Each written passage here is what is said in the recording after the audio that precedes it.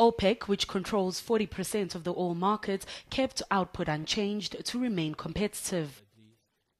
In the interest of restoring market equilibrium, the conference decided to maintain the production level of 30 million barrels a day as was agreed in December 2011. In the meantime, African oil-producing countries are at risk of losing revenue and investment.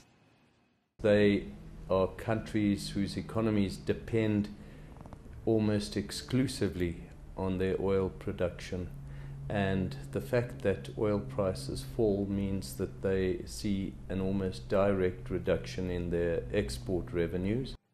According to auditing firm KPMG, there are over 30 oil and gas projects awaiting investment decisions in Africa. But due to current lows in the oil price, many of these could be scrapped or postponed.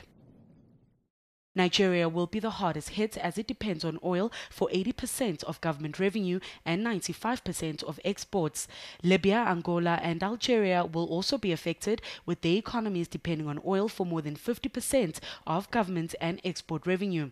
Ghana also depends on oil for 30% of government revenue and 20% of exports. And with the US upping its production, resources from producers such as Nigeria and Angola might not be needed. Gumede says reports show that by 2030, the US and other developed countries might not need oil from foreign markets such as Africa. It's therefore imperative for the continent to diversify its economies away from oil.